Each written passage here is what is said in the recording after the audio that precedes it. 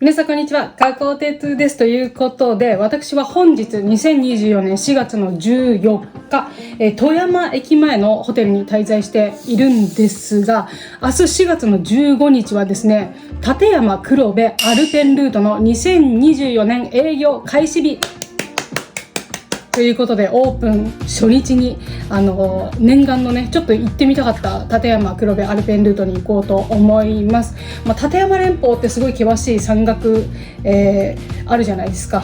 お山をね、こう観光用に、山岳ルート、いろんなこう乗り物を乗り継いで黒部ダムだったり、その山を楽しみましょうみたいなそういうアルペンルートっていうものなんですが、雪のね冬季は、雪が多すぎて寒すぎるんで閉鎖してるんですが、4月から11月にかけて毎年、アルペンルートがねこう開放されております。で、今年2024年はその中でもトロリーバスっていうものがあるんですけれども、そのトロリーバスがねこう引退してしまうんですね、今年で。なのでそのラストイヤー、記念にあなたとアルペンルート楽しみたいと思います。で、切符は事前にウェブ切符を購入しています。富山電鉄から、立山駅、それでアルペンルートで長野県側に抜けて扇沢で、扇沢からは特急バスで長野駅まで行くんですが、この全部1個セットになったウェブ切符っていうものが発売されておりまして、それを購入していますので、ちょっとその切符の発見をね、これから富山駅の方にしに行こうと思います。もう1ヶ月前くらいに予約スタートだったんですけれども、予約開始で即完売でしたね。なんとか始発便じゃなかったんですけれども、抑えることができました。オープン初日の切符、ありがとうございます。ということで、今回も何卒よろしくお願いいたします。で、今年はもう海外のお客さんもたくさんいらっしゃっていて、明日はね相当な混雑が予測されるんですが、撮れる範囲で撮影していけたらいいなと思いますので、よろしくお願いします。まずは切符をちょっと発見しに行きます。綺麗だな、立山連峰。すごいね。前来た時は曇って全然よく見えなかったんですけども、今日も明日も晴れ。明日の最高気温富山は25度ってことで、結構もうあの山をね横に横断するわけですからね、長野県側に向かって。めちゃめちゃ楽しみですね。ちなみに出発地の富山駅の気温は最高気温25度なんですけど、立山のね一番頂上2500メートルぐらいのところに行くのかな、そこになっちゃうとだいたい4月の15日だと0度から10度ってことで、もう下降りてくるとめちゃめちゃ暑いんだけど、上に登ったらめっちゃ寒いので、服装はねかなり気をつけなければいけません。一応ヒートテック、暖パンとか持ってきました。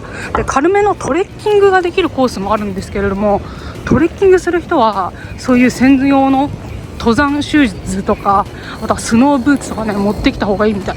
私は今日スニーカーで来ちゃいましたけどね、多分大丈夫だと思う。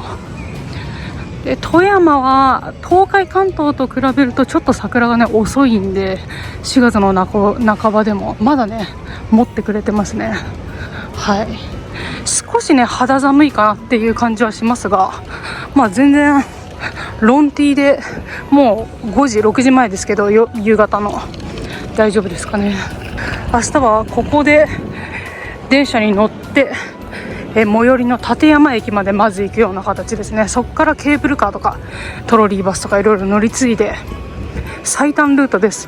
富山長野を横断する最短ルート、山岳観光ルート、アルペンルートを行くわけです。確かどこで発見すればいいんだったっけな。路面電車がこれで、電鉄富山はこっちだ。あ、これだ。こっちに書いてありましたね、電鉄富山。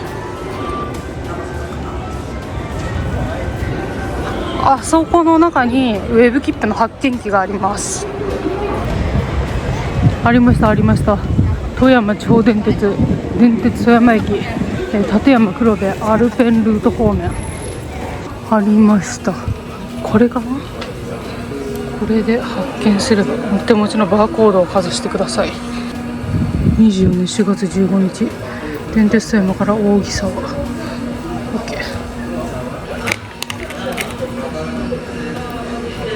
受け取りました。これね、1枚でアルペンルート全部行けます。雪の大谷っていうこんな雪の壁のところも明日行けますからね。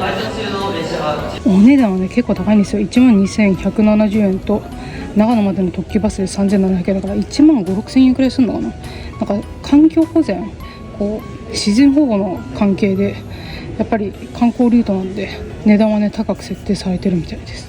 よし、これでこの切符をなくさなければ無事明日乗車できますね。こんな感じ。この立山連峰のね山岳をこんなアップダウンしながらね進むんですね。でこの室堂かな、室堂っていうところが一番標高が高くて 2500 メートルぐらいで、この室堂と大寒峰の読み方わかんないけど、この間に立山があって、ここの最高最高高度 3000 メートルとかなんですよね。でここに雪の大谷っていうめちゃめちゃ結構有名なんですけども、雪の壁ができていてですね、そこをちょっと散策することもできるみたいです。行くの初めてだからどんな感じなのか分かんなくて、そこ実際に歩けるのかどうなのかもよく分かんないですけど、その場に応じて楽しみたいと思います。もう今日前日ですけど、すでに海外のお客様多くってですね、多分明日のアルペンルートのどうやって行ったらいいですか、切符買ったらいいですかっていうね、窓口に相談されてる方もいっぱいいらっしゃいますね。ただ明日当日券がね朝260枚くらい販売されるみたいなんですけど、その当日券を買えないともうダメっていう感じだったと思います。ということで明日のオープンよろしくお願いします。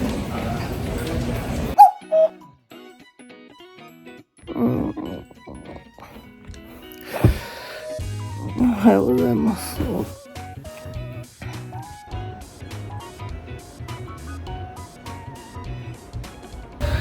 ということでおはようございます。現在時刻は朝の5時半なんですが、出発したいと思います。今はね12度くらいかな、富山駅前は。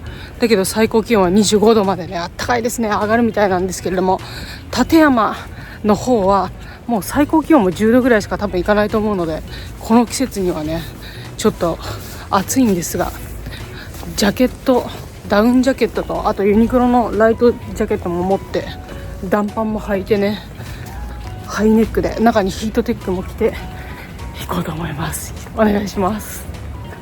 あけぼのの中にそびえ立つ立山連峰です。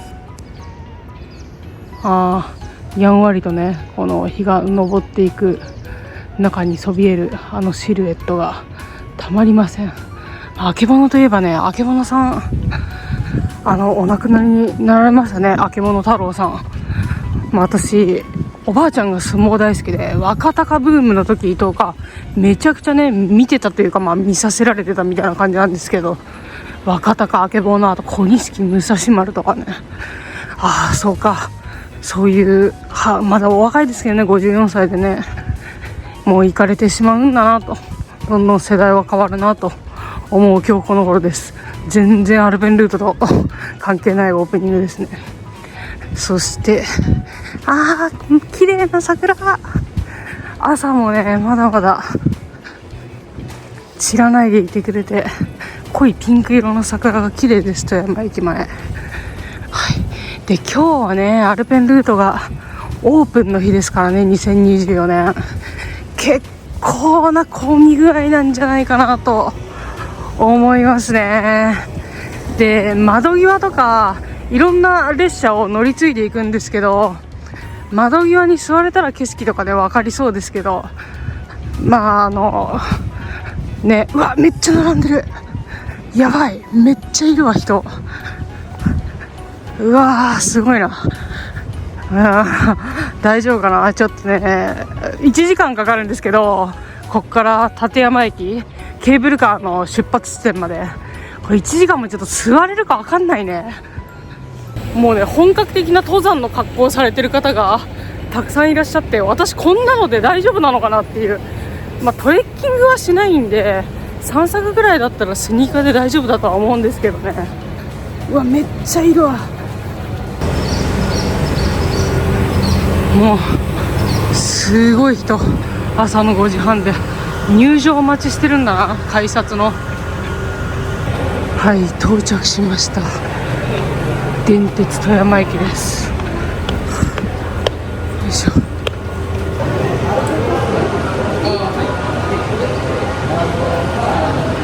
チケット買ってない人の列かな。何の列なんだろう。あ、発券機の列か。じゃあもう乗っちゃって大丈夫なのかな。立山駅よかった。めちゃくちゃ混むと思ったから事前に発券しといてね。予約もしといてよかったです。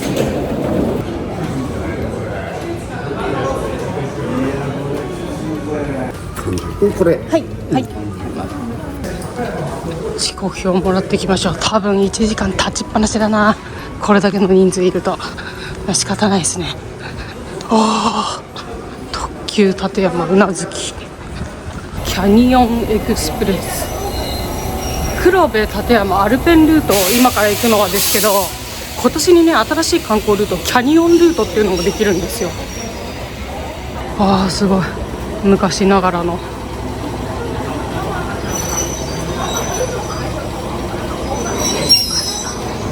ゆっくりとホームに入線してまいりましたのは富山地方鉄道16010型電車。こちらが作られたのは1970年代のことで、もともとはね西武5000系電車レッドアローとして活躍していたものを平成初期に譲り受けたものです。まるで東京ディズニーシーの海底2万マイルとかね、そういうアトラクションに出てきそうな見た目をしています。メカニックで非常にかっこいい。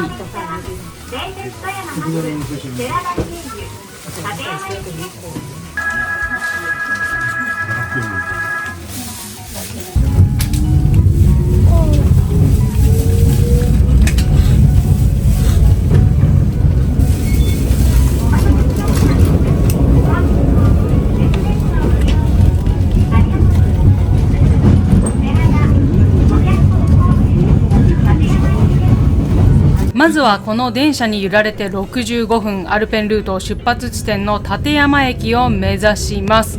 列車のこのジョイントのねガコガコと前方の車両とずれているところを興奮してしまいますよね。そのことを言っていたら朝日が昇ってきました。奥に連なっているのが立山連峰。これから我々はあの山々を越えていくわけです。そして列車何気なくこう手元をね眺めてみたら栓抜きがついているではありませんか。最近ね地ビールとか買うこと多いんですけれども、栓抜きついてなくて困ること多いので、今の車両にもこういうのつけてほしいですよね。列車は岩倉寺駅に停車中。我々が走行しているのは立山線ですが、向こうからやってきたキャニオンエクスプレス、あちらは上滝線です。富山地方鉄道と言いながらめちゃくちゃ大きい鉄道会社でして、鉄道線はね本線を含めて全てで5本、あとは路面電車市電なんかも走らせています。軌道線と言いますね。列車は常願寺川の上を走行中、もう間もなく終点立山駅です。車窓向こう側に見えているのは県道ですかね。自動車でも立山アルペンルートのふもとまで行けます。バスツアーとかもね出てるんじゃないかなと思いますね。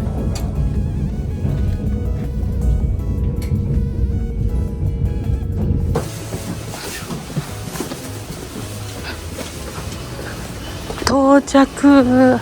ちょっと肌寒いですかね。これはどこで使われてたんだろうな。でもちょっと暖は重ねてきといた方がいいかもな。これからどんどん寒くなりそうです。桜が綺麗。ってことで向かいましょう。ちょっとね1時間丸々かかったんですけど、私匂い系 YouTuber の鏡なんで結構トイレがやばそう。トイレついてないですからね、気をつけましょう。はい、そのまま通ってください。はい、ありがとうございます。トイレ行っとこう。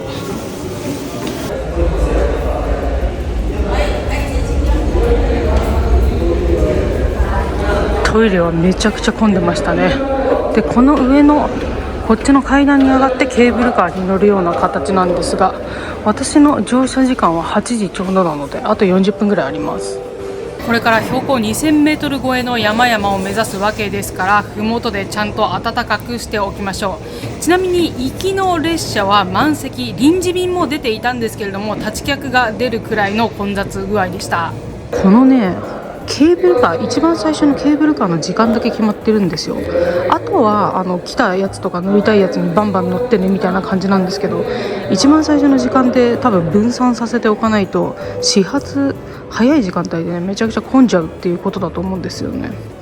今出てったのが7時半発、次が45分とか15分刻みくらいでね出発します。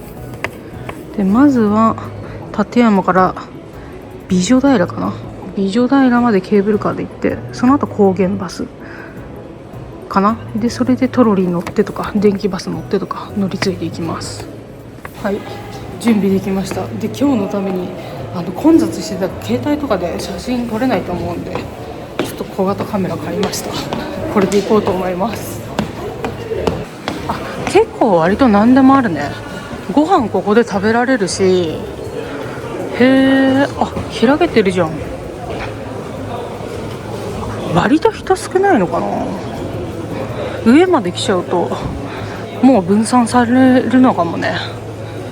まだ30分くらいあるんで、危ない危ない、落としちゃった。これだけは落とせないですよ、命。外出てみましょう。あったかいね。まだ館山駅にいる分にはあったかいです。なんかもうここにカメラつけてると地中探索隊みたいな感じになってるんですけど、海外の方でね Vlog みたいなの撮られてる方も多いからおかしくないっていうのが、これをつけててもありがたいところです。館山黒部アルペンルート本日オープンですね。でここまで館山駅まではこんな感じでバス、観光バスとかもありますし、大きい駐車場もありますね。マイカー駐車場案内ってありますけど、空いてるね。これが多分ゴールデンウィークとか週末になると一気に混むんだと思うんですが、で途中のバスで高原バスで行けるところまでは車で行けるんですけど、それ以外ケーブルカーとかで行かなきゃいけないところはマイカー規制みたいなのがかかってて、なんか自然保護の観点で車で行けるところはちょっと限りがあるらしい。ちょっとね今日のために買ったんですよ、このカメラ。宣伝でもなんでもないんですけど、どんな感じに見れてるのか撮影してみようと思います。これでちゃんと働かなかったらねもう超ショックだからね。電源オン、ついた。これで撮れてるはず。おー、撮れてる。これ私の今帽子と連動してます。こういう感じでこういう感じで映ってますよ。よし、よろしくお願いします。もうほとんど海外の方、中華圏の方ですかね。台湾とか中国、韓国とかそこら辺の方が多いですかね。次が7時40分ですね。クレジットも使えるんだ。それぞれの乗り物で料金を支払って乗車することも可能なんですけど、私は一気にねウェブ切符で行けるやつを購入しました。ちょっとねこの先トイレの心配もあるし、どこに何があるか分かんないので飲み物はあんま飲めないんですけど、これ美味しそう。館山地ビール、星の空、いいな。パッケージも可愛いし、だけどこれはぐっと我慢してねこの先ありますんで、一応お茶買っときましょうか。ドリンクね、ちょっと水分を抑えめに行きたいんですけれども、脱水症状になっちゃっても困るんでね。このスプーンコップなんていうのもあるんだね。すごいね。このね売店でもクレジット使えます。こういうのはありがたい。だいたいお土産物屋さんとか地方行っちゃうと使えないところが多いんですけど、海外需要にね対応して、海外の方ほとんどキャッシュレスなんでね、日本の人も今そうですけどクレジットでお茶買うなって言われちゃうかもしれないけど購入できました。バーコード決済もねあります。台湾の旅行、台湾だな、ほとんど台湾の方ですかね。銀山温泉行った時と同じような感じかな。いやありがたいですね。私も近々台湾行きたいんで、9分とか私は8時出発のケーブルカーに乗車予定ですので、それまで飲み物を買ったりトイレを済ませたりして待合室で待っていました。するとね、そこにはこのような映像がありまして、アルペンルート4月15日のオープンから6月の中旬くらいまで、この先の室堂でね、雪の大谷っていう、めちゃくちゃ有名なところがあるんですけれども、その巨大な雪の壁がオフシーズンにどう作られるのかっていう映像がね、流れていました。高さ20メートルの雪壁は困難を乗り越え作られる。これね、命がけでしょうね。モニターを眺めていたら、早いもので先発7時50分発が出発していきました。で、早いうちに出口に並んでおいたんですけれども、個人客と団体客同じ入り口から出ます。団体の方がね、時間厳守なんで優先はされるみたいですね。で、8割くらいが台湾、韓国、私の周り韓国の方が多かったんですけれども、なんだろう、やっぱお国柄みたいな感じなんですかね。順番を守る文化があんまないのかよくわからないんですが、結構圧が、周りの韓国おばちゃんの圧がすごくてですね、結構必死になんとかいい席を取らなければっていう感じで頑張っておりました。これ別に悪口じゃないですよ。私がここで思ったその当時のままの感想を述べているんですけれども、この係員の方もね、どうしてもぐいぐい前に行かれる方が多いんで、線のうちには入ってくださいね、もう押さないでっていうのを一生懸命片言の英語でね伝えているような形でした。アクセルの内側でお願いします。ケーブルカー到着です。お気をつけください。はい、皆さん、お背中リュック、バックパック外してください。バックパックテイクオフプリーズ、バックパックペーパー、テイクオフプリーズ、ペーパー。はい、お背中リュックは外してください。バックパックテイクオフプリーズ、バックパックテイクオフプリーズ。リュックは外してのご乗車よろしくお願いします。ケーブルカー手いっぱいです。バックパックテイクオフプリーズ、テイクオフ。お席、相席になりますが、空いてるお席全部座ってください。よろしくお願いします。じゃあもう少々お待ちくださいね。ゆっくり入ってください。ゆっくりですよ。もうスローリー。スローリー。はい、ゆっくりスローリー。はい、上行く方も上です。はい、上行ってください。アップアップ。こいと。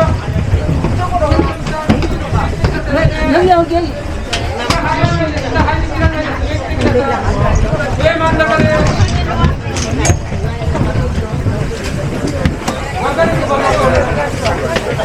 이렇게 잘 올라가야지. Going downstairs. Okay, thank you. Going down. Going down. Going down. Going down. 階段下ってください。Going downstairs, please. 문 열고 간대? 本日は立山ケーブルカーにご乗車くださいまして誠にありがとうございます。Thank you for traveling on the 立山 Cable Car。 結構バタバタとしましたが、無事乗車することができました。改めまして、立山黒部アルペンルートとは、標高3000メートル級の峰々が連なる北アルプスを貫く世界有数の山岳観光ルートです。総延長 37.2km、最大高低差はなんと1975メートル。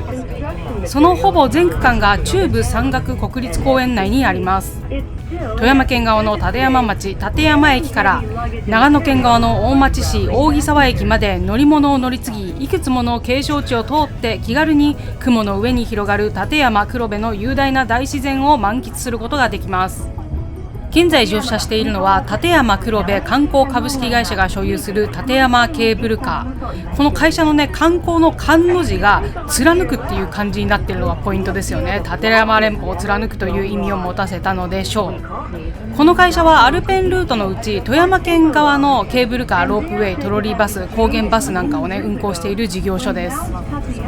475メートルの立山駅から標高977メートル。車窓には変わった形の岩肌が見えてきました。これアナウンスでも紹介があったんですけれども、ケーブルカーの中から眺める名所の一つだそうです。名前は材木石といって、立山火山の溶岩が冷却する際にできた六角形状の岩が折り重なっている形状だそうです。あそこまでね、散歩道、自然歩道ができていて、歩いて見学することもできるそうなんですが、結構ね険しい道のりだそうです。トンネルに入る手前、美女平から立山方向へ向かうケーブルカーとすれ違いました。あのケーブルカーね、よく見てみると、この前にちょっとコンテナみみたいな何かを乗せるようなものがあるんですね。実はこれ立山ケーブルカーに連結された貨車で、この上にバスを乗せて運んでいたんですね。この先美女平で降りまして、我々は高原バスに乗車して室堂まで向かうわけなんですけれども、このケーブルカーができた1950年代初頭にはまだ美女平まで行ける道路が開通してなかったんですね。なので立山のこの麓からね、美女平までバスを引っ張り上げてこなければいけなかったと。そのためにあれがついていて、それも今でもね名残として残っているそうです。アルペンルートが全通したのは1971年のこと。建設の始まりは1952年。富山県が産業経済発展のため大規模な開発計画を決定したことが発端でした。そして現在乗車している立山ケーブルカーから建設が始められたそうです。ご乗車ありがとうございました。足元にお気をつけてお降りください。Thank you for traveling with us. 戦場だったなマジで。本当に韓国のおばちゃん強すぎる。ご乗車ありがとうございました。足元にお気をつけてお降りください。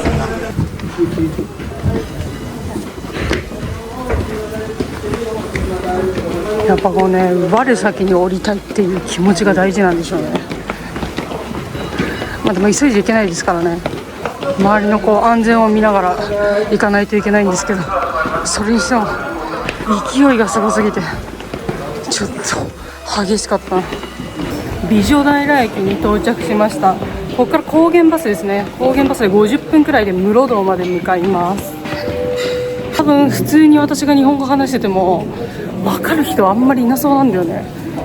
だから結構割とナレーションしてても不自然じゃないというか、そういう人いっぱいいるから。この高原バス乗り場もすごいけどどうなるんでしょうか。ここからは立山高原バスに乗車いたしまして、雪の大谷がある室堂駅まで約50分間走ります。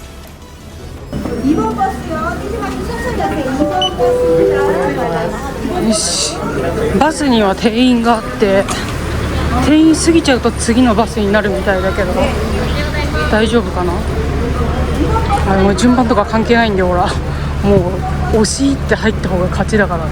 ちょっとね、アルペンルートやっぱりほとんどの方が海外の方で、もう文化がね、様々な文化入り混じっちゃってるんで、多分日本人だけだったらバス乗る前もね、ちゃんと整列してくださいねって言ったら、この乗る時もこう譲り合いでどうぞどうぞみたいな感じで一列で乗るんだと思うんですけど、もうなんだろう、この乗車する前にちゃんと4列とかで並んだりとかしてても、はいどうぞって言われた瞬間にもう押し入って我先にみたいな、もう跳ねのけて乗るみたいな感じでしたがね。もう全部ほとんどのところでそういう感じだったんで、ちょっと気の緩みとか遠慮とかしちゃうとね、席座れなくなっちゃうかもしれないから、私もちょっとね負けじと、少し両親がちょっとあれでしたけど頑張って席を取りました。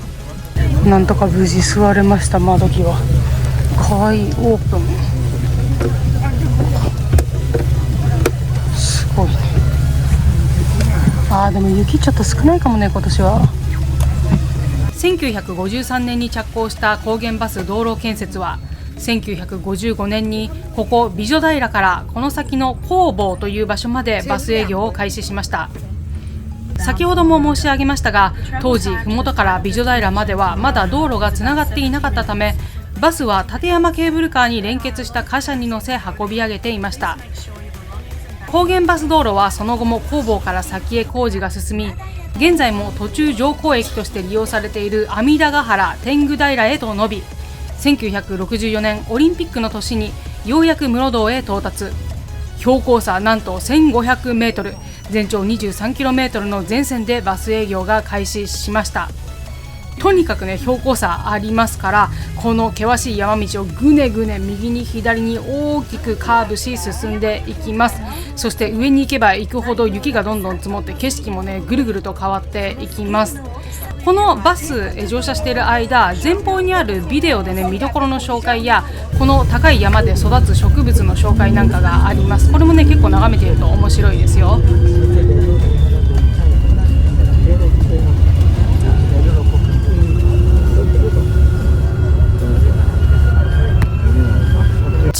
グルマンなんていう植物の紹介がありました。これ高山植物なんですかね。チングルマのみならず立山チングルマなんていうのもあるんですね。はい、お勉強になります。ここに来るまで一つ目に通った見どころポイント、立山杉というものがありました。立山の山岳地帯に分布する杉で、最高高度2000メートルくらいまでね育つ杉みたいです。撮影ポイントとなっているのが、その中でも仙道杉といってアルペンルートにね立つものなんですけれども、なんと樹齢は300年以上だそうです。非常に幹が太くて立派でした。そして2つ目に訪れた見どころポイント、これがですね称名滝。こちらもねものすごいんですよ。なんとその落差が日本一350メートルもあるんですね。ちょっと反対側車窓だったんでよく見ることはできなかったんですけれども、行かれる方いらっしゃいましたらね、ぜひ立山側からだと左側車窓になるんですかね、乗車してみてください。September, leaves begin to turn red in the Morodo area. The best season to view beautiful autumn foliage in the Midokahara area is from late September through mid-October. 高原バスが走行するのは富山県道6号富山立山公園線で有料道路となっております。さっきもねちょっと料金所っぽいものが見れましたね。しかし自然保護の観点からマイカー規制が行われているので、一般客は必ずこの高原バスを利用しないといけません。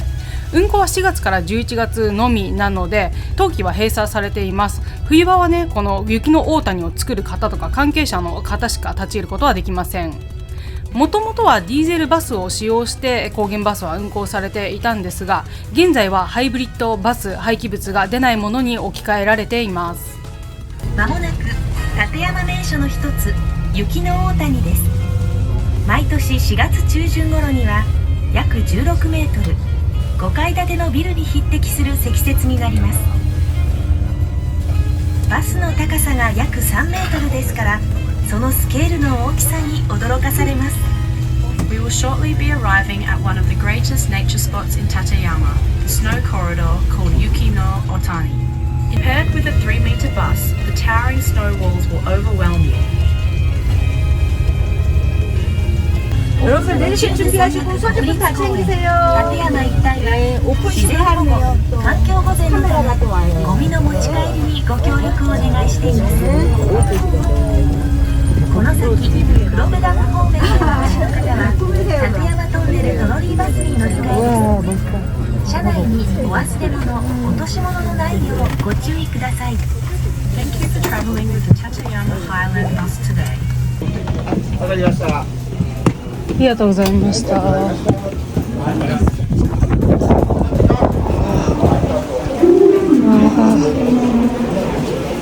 すごいすごいぞ。雪の大谷のオープンフェスティバル、オープンフェスティバルじゃないか、なんか開会式みたいなのやってましたね。ちょっと歩きたいですね。雪の大谷入り口行きましょう。あと20分くらいでね雪の大谷がオープンだそうなんで、ちょっと今年初ですからね。今年は14メートルの雪の高さだそうです。例年よりもちょっと少ないみたいだけど、まあ、それでも全然私初めてなんで。私ネット見たらねサングラス持ってきた方がいいって書いてあったのが、まあ大丈夫だろうと思ったんですけど、眩しいね全然。立山雪の大谷標高2390メートル、ライチョウがいますね。立山黒部雪の大谷フェスティバルオープニングセレモニーを開催いたします。皆さんこんにちは。ようこそ立山黒部アルペンルートをお越しくださいまして本当にありがとうございます。株式会社近畿日本ツーリストブループラネット代表取締役社長ワン、ツー、スリー。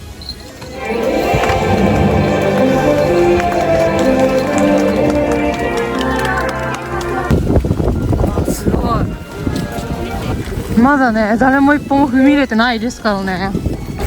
ああ綺麗だね。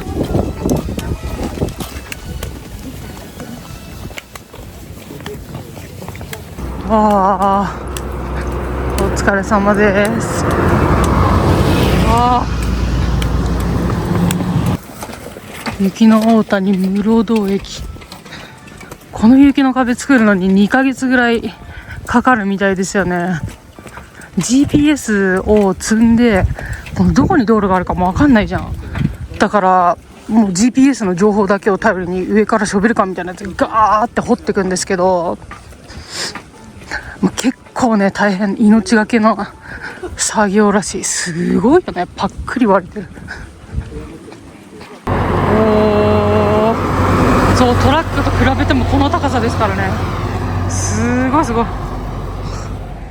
うわー、すごい。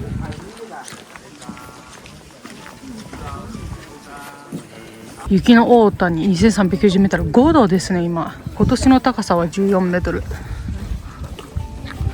行く年だと20メートル近く行くらしいですけどね。去年18メートルぐらいだったっけな。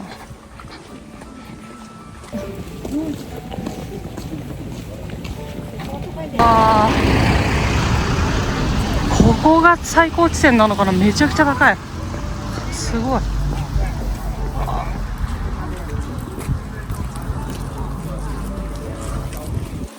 ちょっと雪解けでね、でも完全に溶けてますね。そんなに凍ってツルツルっていうのは今年はないんじゃないかな。天気がね良くて良かったです。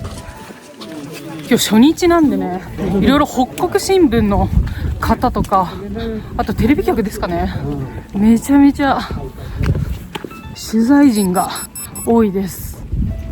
あんなとこ登ってる人がいるんだけど。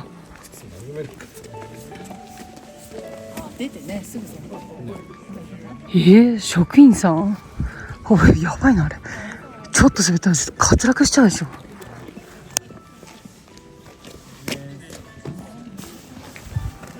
カメラかなんか持って手後ろで組んで登ってんだけど、やばいな。これが雪の大谷ですか。すごいね。これからどんどん人増えてくるでしょうね。ただ9時半前に来た人はちょっと時間がオープンまでにかかるから、先にトロリーバス乗っちゃってる人も多いだろうな。昨年の秋から降り積もった雪が地層のように積み重なり、雪の壁を作り上げています。そこから雪の種類や中に含まれる粒子など一冬の情報を拾い集め、その日およその日付をつけることで雪の壁はカレンダーに早変わりします。こう降り積もった雪でどれぐらいの日に積もったのかっていうのが分かるってことですね。黄砂、硬い氷の層、霜ざらめ雪、ざらめ雪、締まり雪、新雪。雪の壁は大気の記録装置。すみません、写真撮ってもらってもよろしいですか。大丈夫ですよ。はい、はい、チーズ。はい。ありがとうございました。助かりました。お取りしますか。いいですか。いいですか。ありがとうございます。ありがとうございます。すみません。で、この赤いところですね。大丈夫です。押さなくて大丈夫。もう回ってるんで動画。ありがとうございます。来ました、雪のカレンダーだそうで。ありがとうございます。すみません。ありがとうございます。なんかああいう写真すいません撮ってもらえますかっていう言える勇気大事だよね。そうすればさ、そこで交流が生まれたりとかさ、交互に撮ってもらえたりとかするじゃん。ダメね。そういう一歩が出ないのよ、勇気が。海外の人とかそういうのすごいよね。雪のカレンダーですね。ちょっとこう横に線になってますけど、締まり雪とかざらめ雪とか、この雪の積もり方でどれぐらいに積もった雪かっていうのが分かるっていうことみたいですね。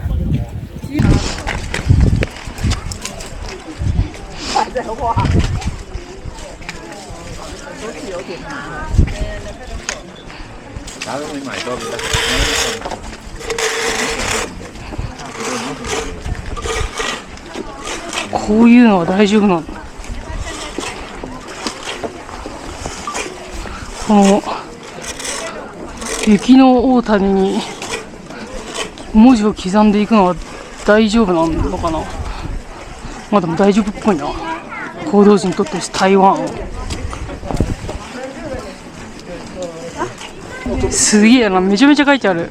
L&LC なんかやっぱこう海外の方の発想って感じしますよね。韓国語だねこれ。あんまり掘ろうっていう気持ちになんないけど、まあでもね、いろんなこの国の文化とかありますからね。すげえな。これはいいのか悪いのかはちょっと分かんないですけど、基本的にもう律儀に順番を待ってるのって結構日本人だけっぽかったな。なんか今回のケーブルカー乗る時だったり、あとはまあちょっとバスの順番とかだったり、割とねこの空いてる隙間は押し入ってみたいな競争社会みたいな感じでしたね。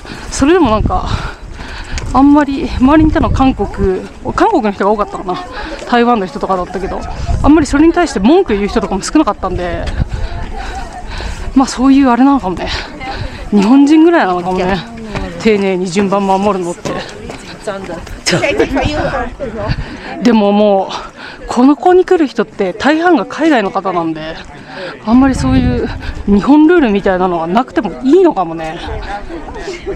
なんか今年日本の人口25万人ぐらい減ってて、だけどその代わりに海外の人20何万人ぐらい増えてるっていうから、まあいろいろ変わっていかなきゃいけないのかな、自分自身もと思いますね。ちょっとこう割り込みとかされるとムってなっちゃうところはありますけど、しょうがないのかね。よし、ということでトロリーバス方面向かいましょう。アルペンルートの中でここ雪の大谷が多分2390メートルで一番標高高いぐらいですかね。だけど気温5度だけどダウン2枚ね、こんな軽いダウンですけど重ねてればそこまで寒いってことはないかなと思います。いやでもね、多分こう始発で富山側から来るとかなりの混雑らしいんですけど、ちょっとずらしてお昼時に長野側から来ると割と空いてるらしい。だからそっちが穴場かもね。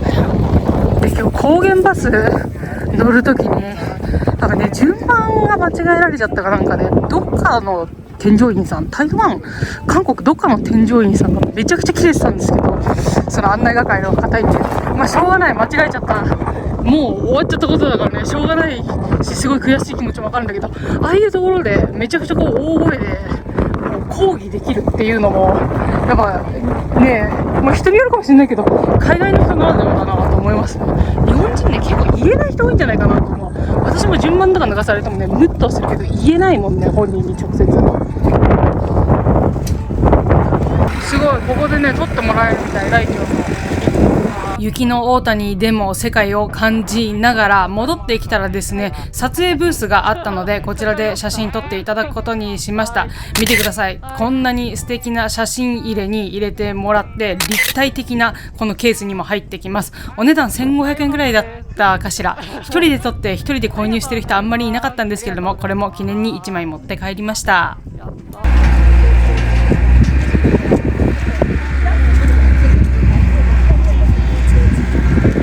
無料で小さいの1枚もらえたんですけど、いい写真すぎて買っちゃいました。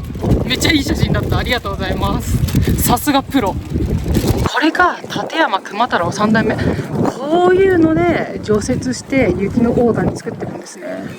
あー、すごいチェーンが。で後ろに見えてるのがこれホテル立山とかだったっけな。ホテル立山だ。これね、日本で2番目に高い標高のホテルらしいんですよ。ちょっと降りたところにね、国民宿舎の立山荘とかバスの中で高原バスから見てきましたけど、ここに宿泊するのも結構面白そうだな。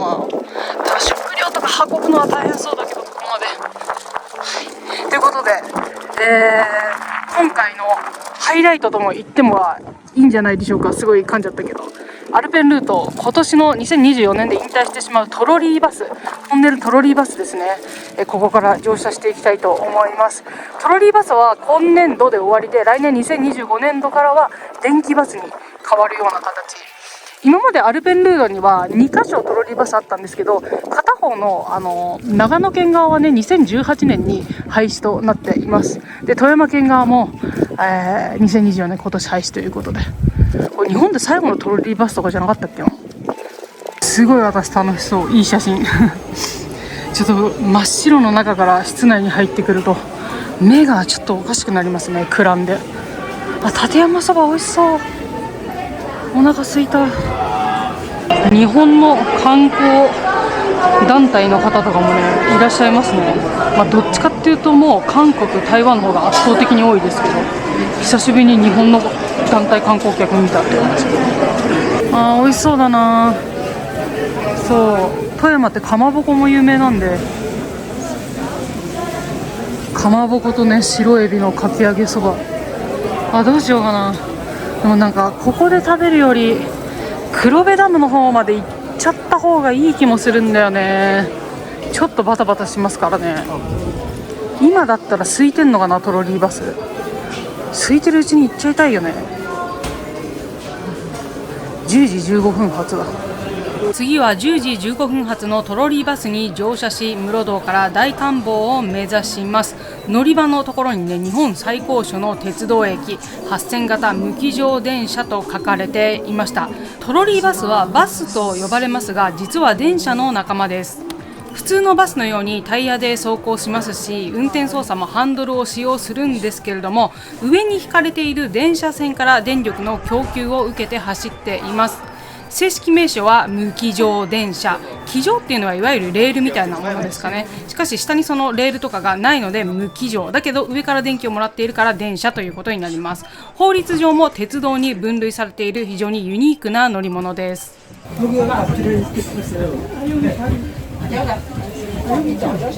私が乗車したのは2号車っていう言い方でいいんですかね。電車だから2両目になるんでしょうか。ちょうど真ん中に乗ったんですけれども、前のバスの様子が後ろからもよく見ることができます。背後にね、こう2本バネのようなものがビンビンと伸びているんですけれども、これも上からもらう電気を供給する際に何か支えになるような感じのものなんじゃないでしょうかね。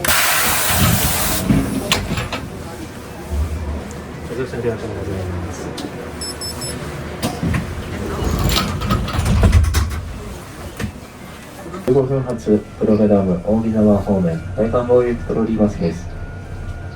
走行中は揺れますのでご注意ください。乗車時間は約10分間となります。トロリーバスまもなく出発いたします。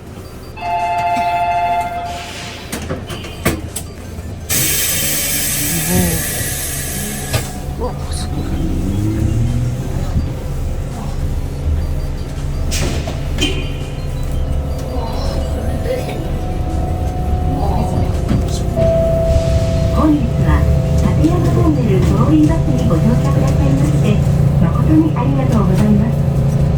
Thank you for traveling on the Tateyama Tunnel Trolley Bus.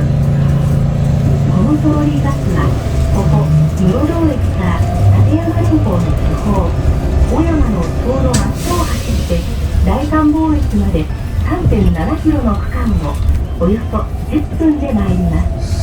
Today we'll depart Murodo Station and travel directly under the main peak of Oyama in the Tateyama mountain chain to Daikanbo Station.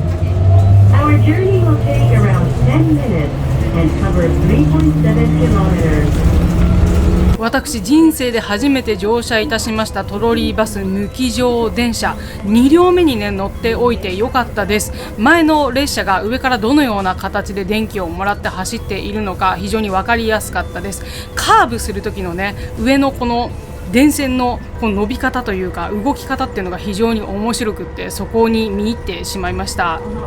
室堂駅を出発してからしばらくするとかなり車道って言えばいいのかなが狭まってきますね。バス1台通るのが横の幅はギリギリ、上はね空間が空いているんですけれども、この中にね上にこの架線を電線を張り巡らすってなると結構大変だったんじゃないのかなと思うんですけれども、なぜこんな立山連峰のど真ん中にトロリーバスを走らせようとしたのか、これにはねちゃんとした理由があるんですね。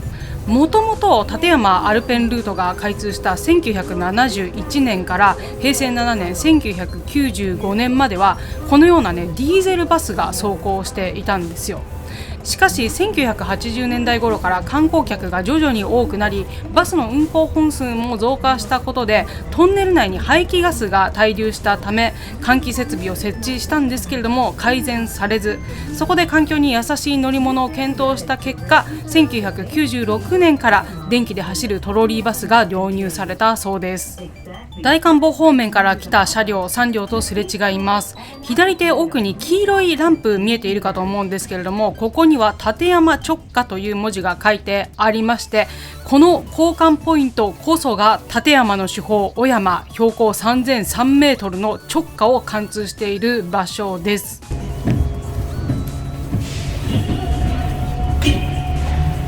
この先青色に光る照明はトンネル工事最大の難所となった岩盤の強度が弱い火砕帯があった場所です。建設当時1分間に44トンもの地下水が噴き出し、この部分を突破するのに13ヶ月もかかりました。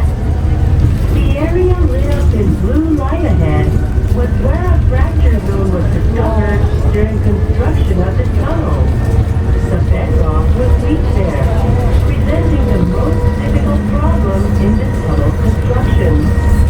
At the time, more than 44 tons of water a minute poured into the tunnel.先ほどアナウンスにもありましたが、青色の照明あった場所、あそこは建設当時1分間に44トンもの湧き水が噴き出して建設進めるのに非常に困難な場所だったそうです。ちょっと44トンってイメージできませんよね。これ関東の人しかわからないと思うんですけれども、東京サマーランドっていうプールのアクティビティ施設があるんですけれども、そこにねアクアファンっていうめちゃくちゃでっかいバケツが、そのバケツにいっぱい水溜まると一気にドカって上から降ってくるっていうものがあるんですけれども、あのバケツイメージしてください。分かる方はあれ1杯で 1.2 トンだそうです。だからあのバケツの大量の水がね40倍ぐらいですか、1分間にブワーッと降り注いでくると、もう溺れるぐらいの勢いの中建設を進めていたって感じですよね。もう間もなくトロリーバスは大観峰駅に到着いたします。このトロリーバスなんですけれども、運転方法2種類あるそうです。まず1つが今走っているようなトロリーモード、上の架線から電気をもらって走ります。もう1つがバッテリーモードといって、架線がない場所、車庫から駅ホームへ移動するときなんかはこのバス本体に搭載されているバッテリーを利用して電圧でモーターを動かしてバスをね動かすそうです。1996年から運行を続けてきたこの立山トンネルトロリーバスなんですけれども、なんと国内に残る唯一のトロリーバスなんですね。しかし惜しまれつつも来たる2024年12月1日をもって廃止されてしまいます。理由としては修理用の部品の調達が難しくなったので、25年以降は電気バスへ転換されるそうです。となると電車ではなくなってしまうので、大観峰駅、室堂駅という扱いではなくなってしまうみたいなんですね。この記念すべきラストイヤーに私を乗せてくれて本当に画面の前のあなたありがとうございます。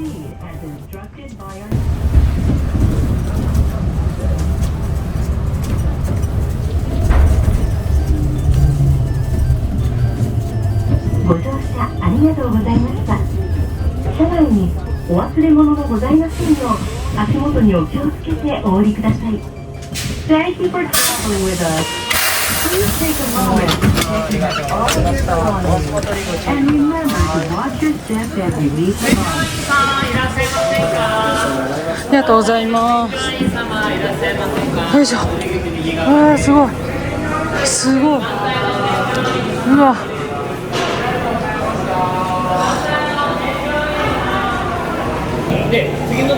お世話になりました。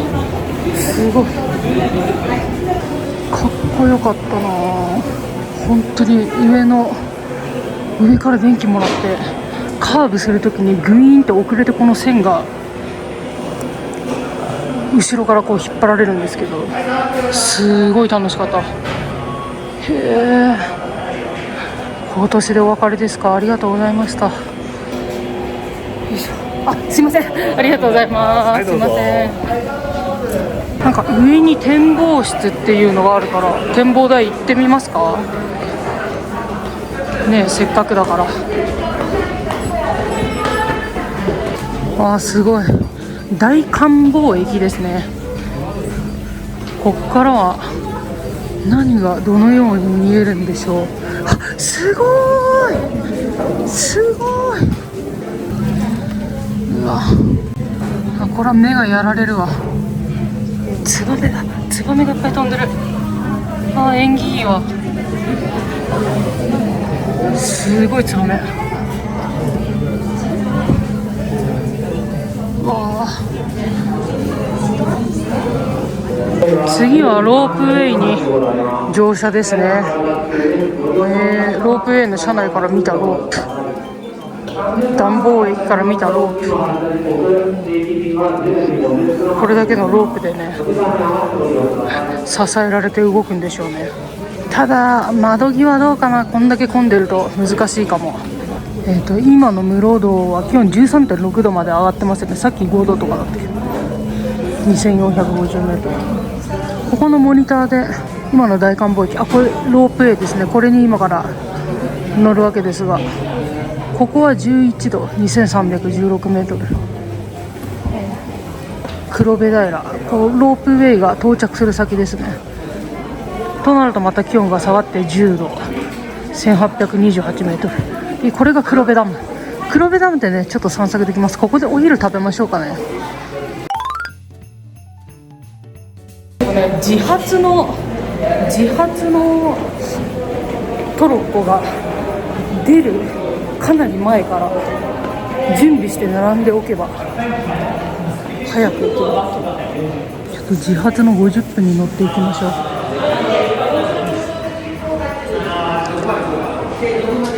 今ね、こんだけロープウェイガラガラで空いてますけど、これが時間前になるとめちゃめちゃ人が、やっぱまた団体客とか来るんで、ちょっと1個前の便に乗れたんですけど、あえて1本逃して一番先頭に乗れればいいかなと思います。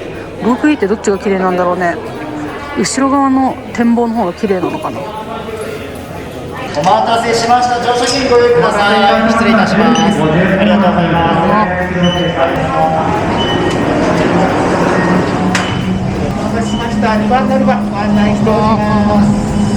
到着した時間にロープウェイに乗車しようとしたら結構な混雑具合でしたので、1本見送って自発の10時50分発で大観望駅から続きまして黒部湖駅へ向かいます。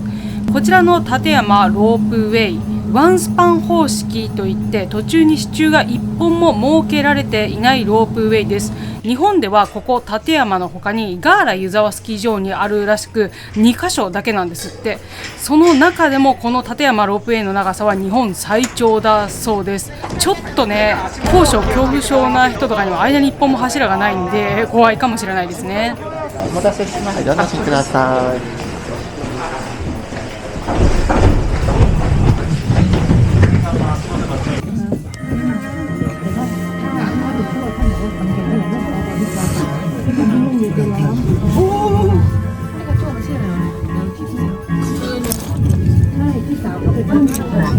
立山ロープウェイにご乗車くださいまして誠にありがとうございます。Thank you for traveling on the Tateyama Roadway. 1本遅らせた甲斐もあって一番最初の列に並べてですね、超大パノラマで楽しめる車窓をゲットすることができました。よかった、あなたに届けられる。出発した大観望駅の標高は2316メートル、そして今から向かう黒部平駅は1828メートル、距離にして 1.7km をおよそ7分間で移動いたします。標高差は488メートルです。ここ一本も支柱もないロープウェイでぐんぐん下っていく気分はね、空を飛んでいるツバメのようです。かなりゆっくりですけど、下の方をよく見てみるとまるで枯山水のような素敵な柄が描かれていますが、あれ誰かがね意図してつけたんじゃなくて雪紋と言われまして、降り積もった雪の上に空気が流れて生じるあのような柄なんですね。誰もここ足を踏み入れませんから、自然の力に任せてあのような素敵な柄が浮かび上がってくるわけです。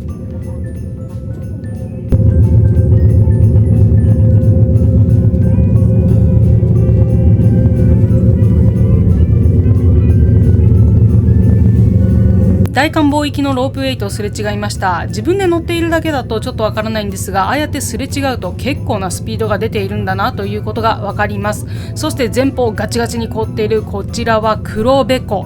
黒部ダムによってせき止められた人工の湖です。ちょっとね、黒部平駅降りてから少し散策できるので、実際にあそこも行ってみましょう。そして前方に見えている山並みは通称後ろ立山。トロリーバスで立山直下を貫いてきたんですけれども、この飛騨山脈のね、北側針の木岳から白馬岳ぐらいの間は後ろ立山連峰と呼ばれているそうです。立山連峰と後ろ立山の谷合に黒部ダムがあるような形ですね。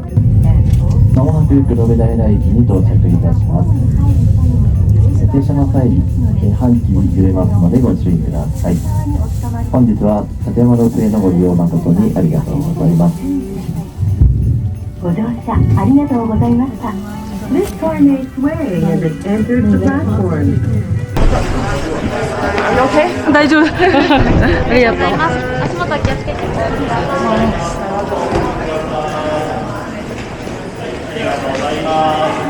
出口はこちらです。黒部そば。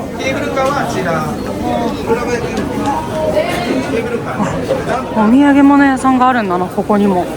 ここでもご飯食べることができるんですね。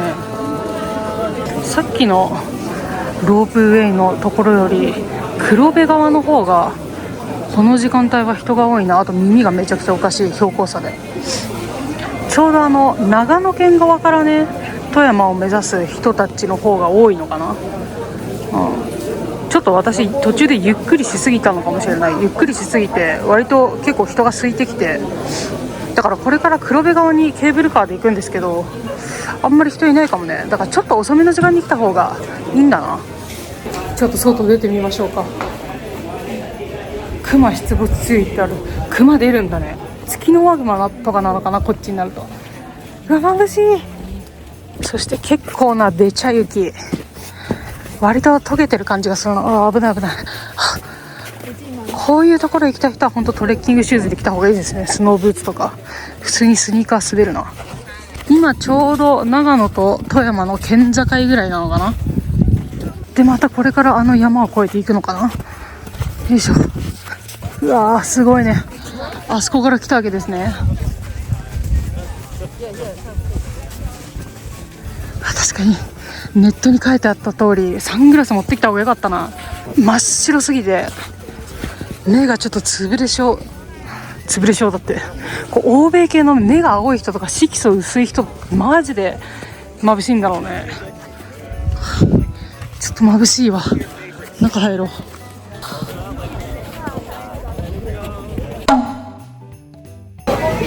団体客の方が多いんだな。一気に人が来て一気にいなくなるって感じですね。ご飯食べたり、ラストトロリー記念セット、多分これ黒部ダムの方にもあるよね。いろいろお土産買ったりビール買ったりとかもしたいんだけど、人が多すぎるのとちょっと荷物になっちゃうからね。ちょっとここはささっと通過して黒部ダムでゆっくりします。さっきロープウェイ降りて、でこっちに行くとケーブルカー、次が11時10分発か。その次にしようかね。でもやっぱこの時間帯から黒部方面は空いてそうだね。これぐらいしか人いないから案外混まずに行けるかもしれないね。乗っちゃいましょうか。11時10分のに。ありがとう。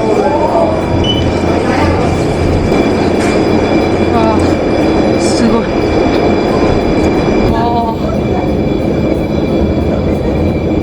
ちょっとこれ前に荷物持ってると結構危ないかもな。よいしょよいしょ。黒部大学。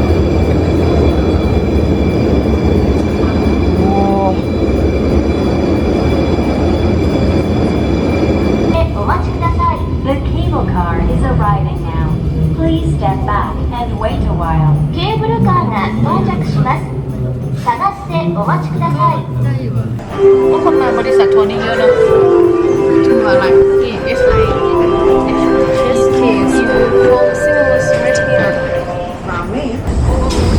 The doors are opening, so please take care.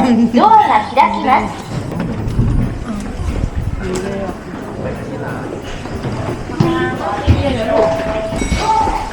ア閉まります。ご注意ください。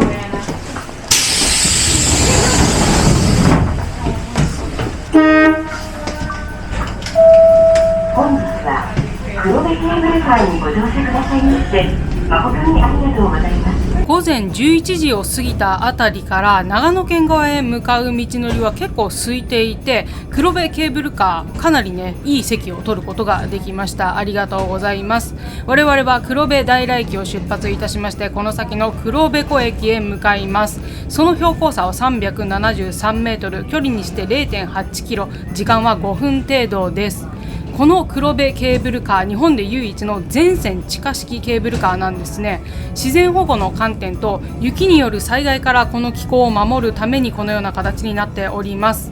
最大勾配は31度とかなりね急な斜面を走るケーブルカーです。そしてトンネルの中間地点でもう1台のケーブルカーとすれ違いました。こちらのケーブルカー、鶴瓶式と言いまして、ワイヤーロープの両端に車両をつないで山の上にある駅でそれを巻き上げることによって車両を上げ下げしています。ケーブルカーはね自分の力で走ることはできないんですね。ロープによって動いています。これは最初に乗った立山のケーブルカーも同じですね。そんなことを言っていたらあっという間に5分経過、黒部湖駅に到着いたしました。黒部湖、かわいいね。黒部湖駅。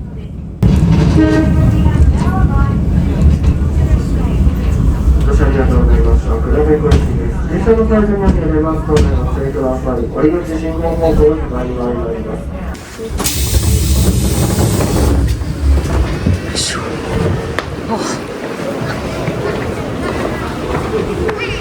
ありがとうございました。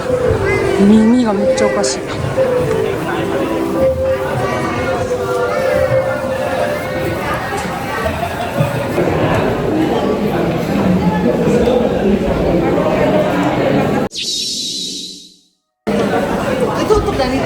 黒部ダム歩きましょう。完全に右耳が聞こえないわ。もう高低差で耳がおかしい。この洞窟のような中を通って黒部ダムへ行きます。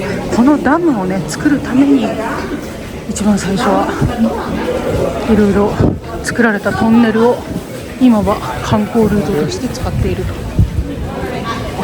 この字体もいいね。なんか昭和って感じする。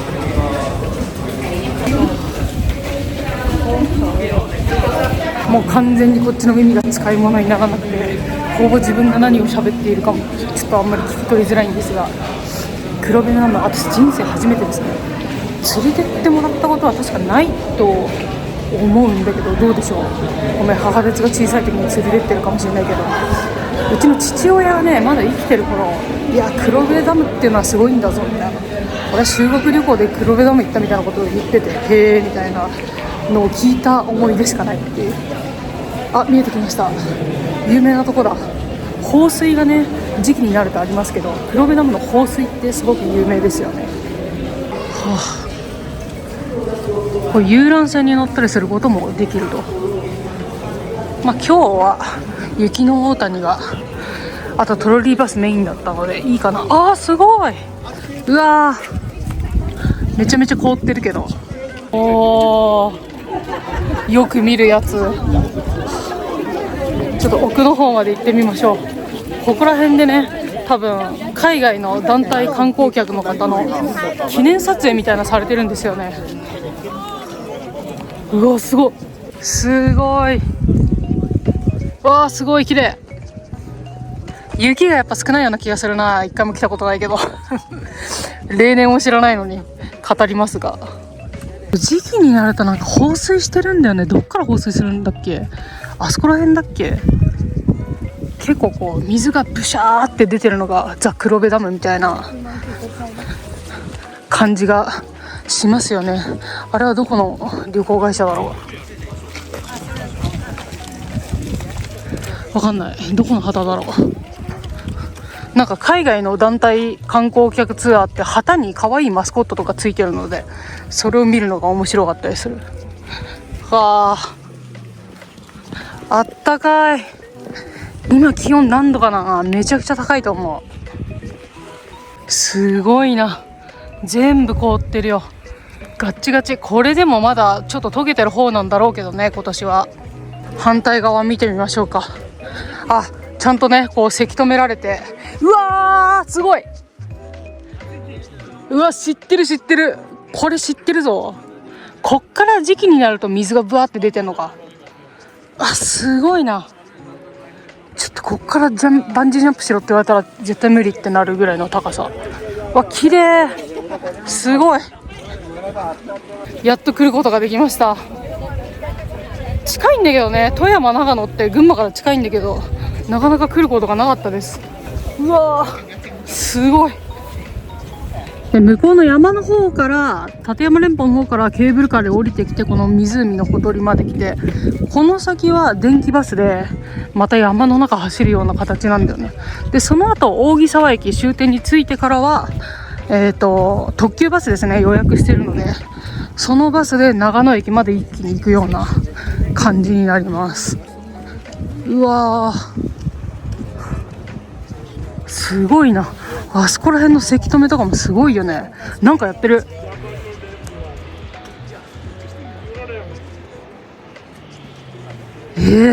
何のお仕事されてるんだろう。うわーこりゃすごい。何メートルの高さあるんだろう。全部せき止めてるわけですからね、川の水をここで。振り向けばね、立派なダム湖ですよ。これ日焼けしちゃってしょうがないね。全部白だから本当に反射光がやばくて、マジでサングラス持ってくるべきだった。本当なんかね、小さい時からこっちの右耳がなんか鼓膜がちょっとおかしくて、飛行機とか高低差あるとことか行くともう余裕で半日ぐらいずっと戻らないの。こっちの耳が全く聞こえなくなったまんま。これどうしたらいいんだろう。ちゃんとやっぱ病院行って見てもらった方がいいのかな。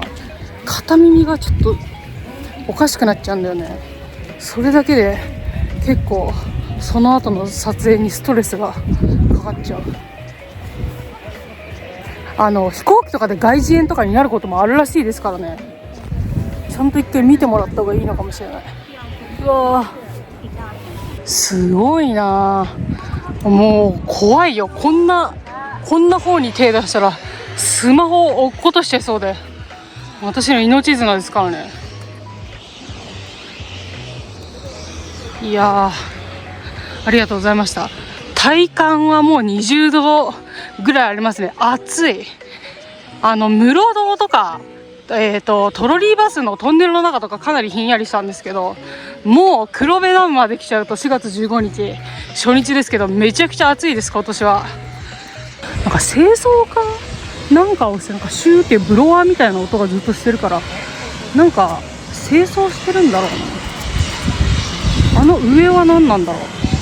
あそこの上は展望デッキで、こっちに黒部ダムレストハウスがあるんですよ。ここでなんか食べられるかな。結構ねこの時間帯になっちゃうと黒部ダムの方は空いてますね。今何時だろう、12時前ぐらいだと思うんですけど、この時間になると雪の大谷とかそんなに見ない人はもう長野県側に抜けてんのかもしれないね。であとは長野県側から出発してきた人はもうここの黒部ダムは通過しちゃった後なんで、今は室堂とかがめっちゃ混んでるんじゃないかな。ちょうど中間地点のワンテンポ遅れれば初日でも全然人はいないって感じか。でヒールはちょっと難しいけど、普通にスカートとかでも行けなくはないって感じですね。なんかトレッキングとかしないのであれば全然気軽な格好で行けるなと思います。ダムドリンクコーナー、ダムドリンク、ソフトクリームがあって、こっちにはレストランがある。3階は休憩所、フリースペース。なんか食べましょうかね。ちょっとねレストラン行こうと思ったんですけど、普通になんか混んでるのと結構暑いので、もう一気に長野まで抜けちゃおうと思います。パンパンパンと。ちょっとまた後半になってくると混んじゃうかもしれないんでね、黒部ダムは1963年に完成した水力発電専用のダムで、この 10km 下流にある黒部川第4発電所に送られて、ダムとの落差を使用して発電されています。ということで、ダム100選黒部ダム、次は電気バスですね。この一帯は黒部の中心であり、法律によって保護されている大切なところです。行きましょう。このまたトンネルの中に入っちゃうと結構ひんやりするんだな。12時5分発。この中はちょっと寒いね。昭和38年5月完成間近の黒部ダム。1963年。昭和37年、雪の中で進められる作業。こうやってね、来るときトロリーバス乗ってきましたけど、青いところがなんか破断層みたいな感じでずっと湧き水が湧いちゃってめちゃくちゃ大変だったっていう放送ありましたね。高さを増した黒部ダム。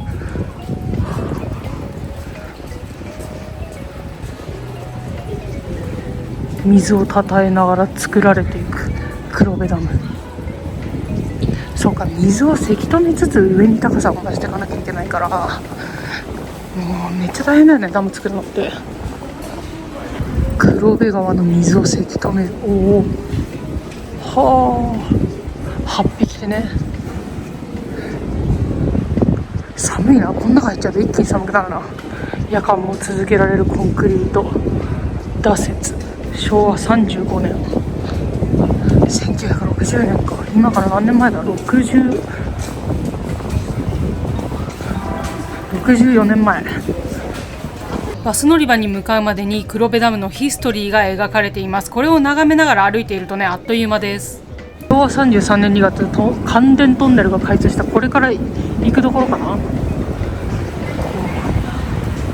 トンネル掘削ね。昭和31年、母鉄が生まれた頃かな。よいしょよいしょ。すごいな、ここから見た景色も。なんかドア駅みたいだね。黒部ダム駅行きましょ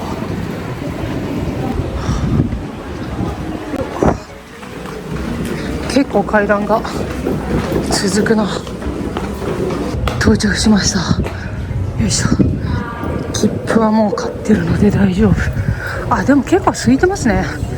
全然空いてるわ。一気に長野まで向かいます。お腹空いたけどちょっと途中で止まっちゃったら疲れちゃいそうなんで、こっちに行ったらダムの展望台。さっき見てたとこか。これね、さっきいたところにちょっと行ってみる？せっかくだから。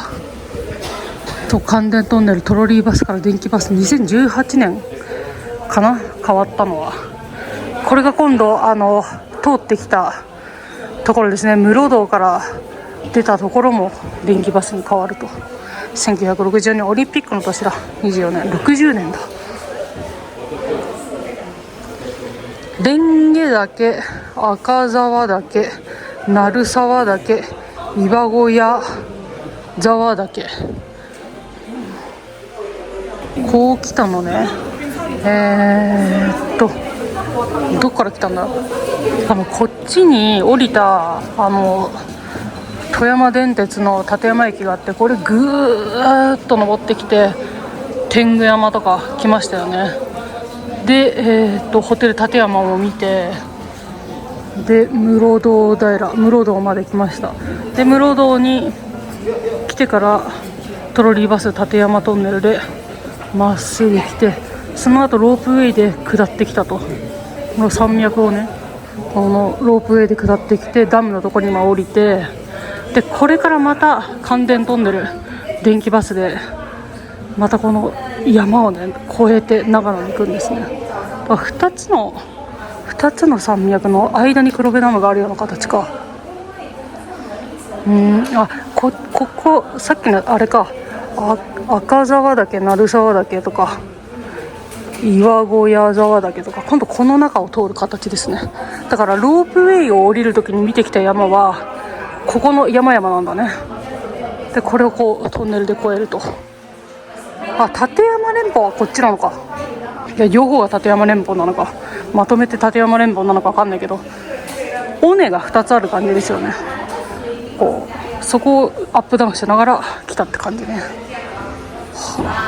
あ、殉職者慰霊碑。いやーこれは殉職者出るよね。こんだけ険しいところにね。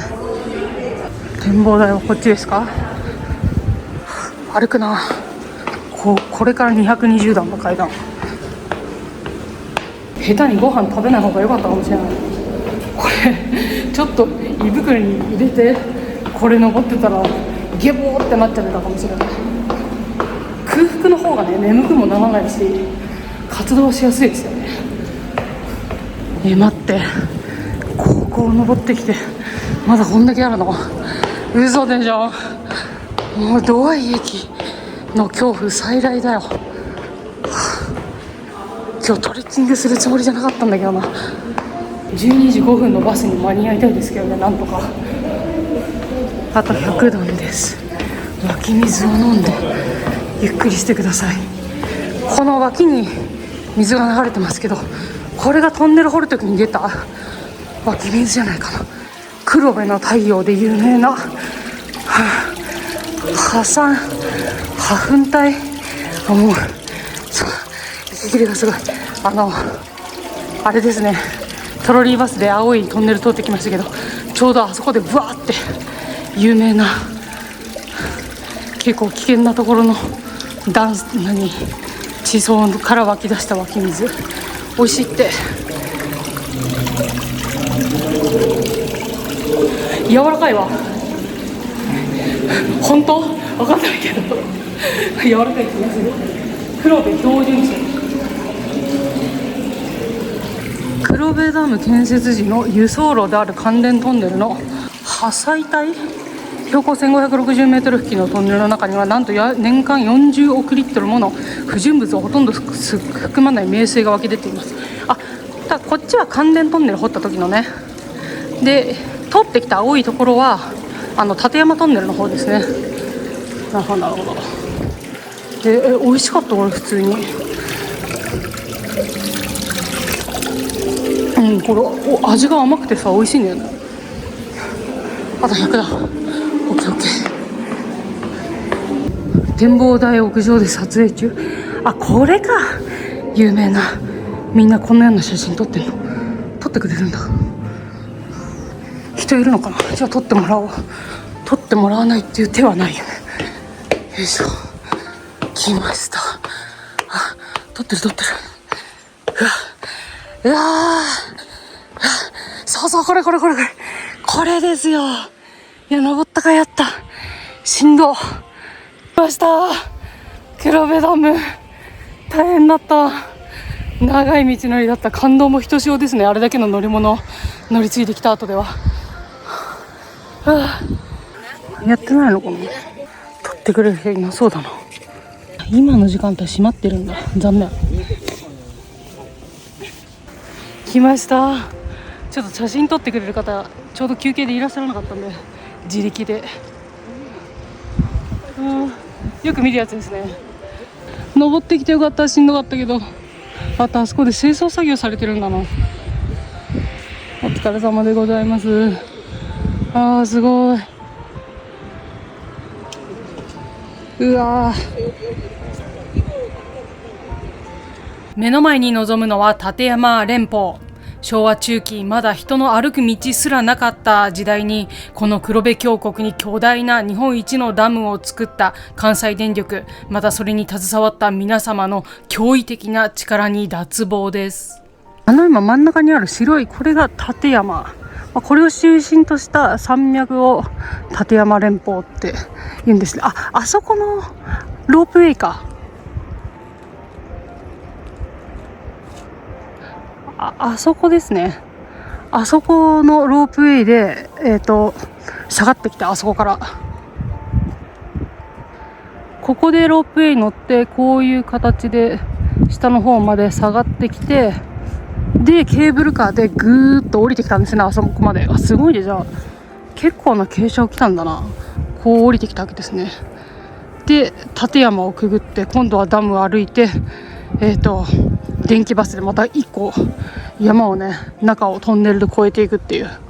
で、あそこに見えているのが白馬岳、白馬って書くんですけど、長野県に白馬村だっけあるよね。有名なスキーとかたくさんできるとこだけど、多分あっちの方面なんじゃないのかな。はあ、始まった。せっかくだから撮ってもらいましょう。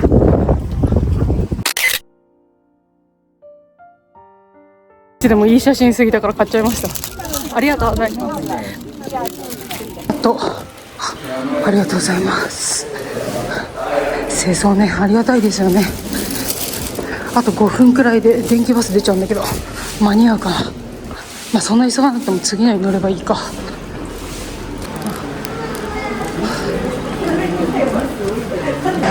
ん、これは回収しますか？あ、それ回収して。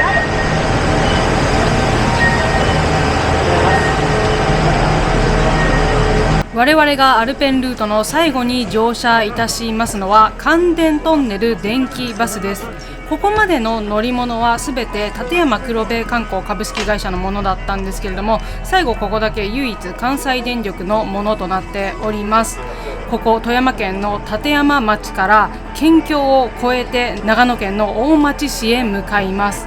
建設当初はね、関電トンネルではなく大町トンネルと呼ばれておりました。こちらのトンネル、先ほど見た黒部ダムこと黒部川第4発電所、通称黒4を作るためにその資材運搬用として掘られたトンネルだったんですね。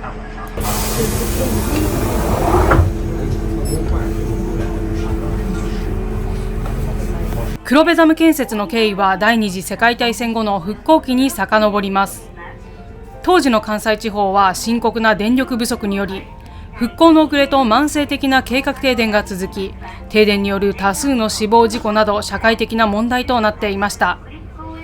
そこで決定的な打開策として関西電力は大正時代から過酷な自然に阻まれ何度も失敗を繰り返した黒部峡谷での水力発電以外に選択肢を見出せず、当時人が足を踏み入れること自体が困難で命がけだったその秘境にダムを作ることを踏み切りました。そしてこのダム建設は世紀の難工事と言われ、殉職者は171人にも及びました。当時黒部峡谷のダム建設現場には黒部に怪我なしという言葉があり、この言葉の意味は工事での労働災害がないという意味ではなく、落ちたら怪我では済まないという意味で、工事のミスは即死を意味したそうです。そんな黒部ダム建設のために掘削されたこの関電トンネルもまた苦悩の多い工事でした。このトンネルの全長は 5.4km、 当時の掘削技術からいくと1日に掘り進められるのは4メートルで、単純計算でも丸3年がかかる予定だったんですけれども、黒部ダム建設に残された時間は7年。一刻も早くトンネルを掘り進めなければいけず、そこに許された時間は1年間だけでした。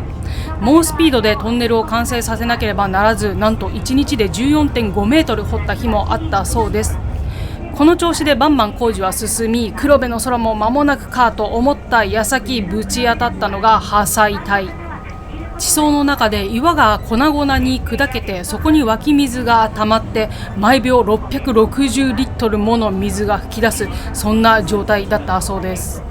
当時長野県大町側からトンネルを掘り進めていた熊谷組の親方笹島信義さんが、この時の赤裸々な気持ちを NHK のプロジェクト X にて2000年代だったかと思うんですけれども、お話しされている映像をこの後で扇沢駅で放映されていて、それを見たんですけれども、グッとくるものがありましたね。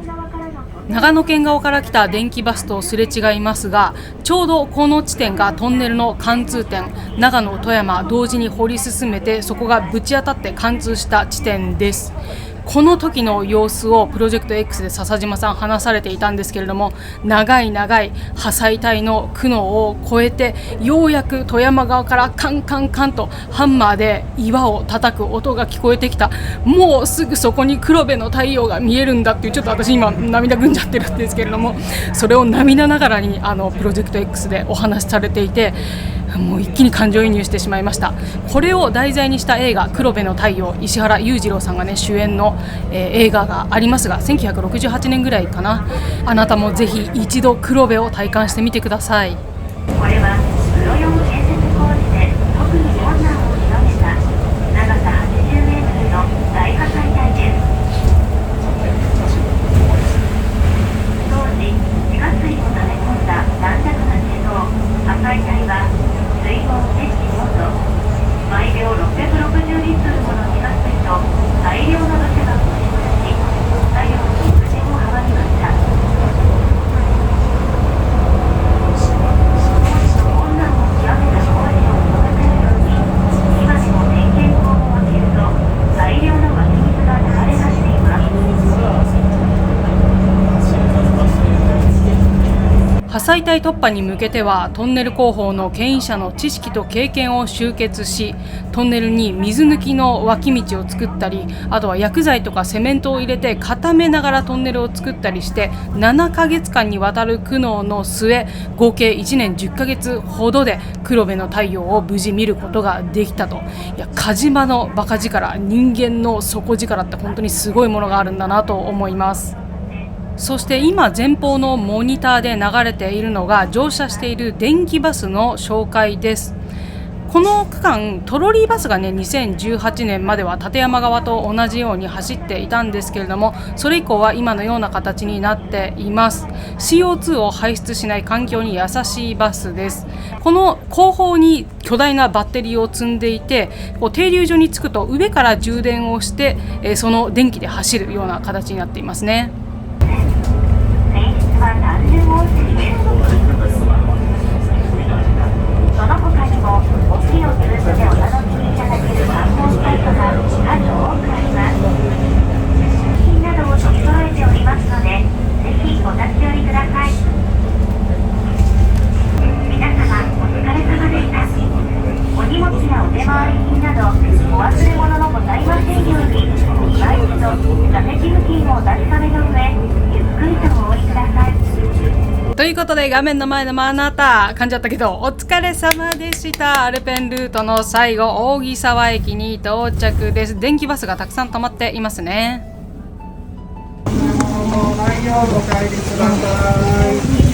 お疲れ様でした。お雪解け水が、うわー、これでアルペンルート終了ですね。ここからは扇沢からは特急バスで長野駅まで向かうような形です。お疲れ様です。後ろにバッテリーをね積んでるんですね。後ろにバッテリーを積んで、で上から充電、あそこかな、あれはあれか、掃除用のためか。上から充電して急速充電できるみたいな車内で案内が出てます。来年からは立山の方もね、このトロリーバスから電気バスになります。どこで充電するんだろう。お疲れ様でした。疲れた。日本人がめちゃめちゃ少ない。私あんまり海外とか行かないんで、周りが9割海外の方だとね、なんかやっぱりちょっと緊張しちゃいますね。文化とかも違うし、とりあえず列に並んでも順番通り、入れないっていうのが割とストレスだったかもしれません。まあしょうがないのかな。そうなのかもね。ここで充電してんのか。お進みください。車道にはお降りにならないようお願いいたします。すごいね。上からニョキってパンタグラフみたいなの出てますけど、ここで充電してるんだ。路線バス長野駅行き特急トロリーバスはトンネルの中にもう電気通ってるところがあって、そこから電気をね供給されてずっと走るみたいな形ですけど、今度のはね後ろにバッテリーが積んであるんで、あそこのこう後ろをパカって上げたところに充電をたっぷりとして出発するっていうような形ですか。面白かった。初めて乗りました。ある意味電車なのかな、バスだけど。立山の黒部ダムの方からね、また山をトンネルくぐって越えてきました。トロバス記念館とかあるね。たくさん止まってますね。はあ、あれあのバスかな多分。あの特急バスかな、長野から扇沢線って書いてあるから、はい、あちらに乗車して長野駅までだいたい1時間半とかかかりますかね。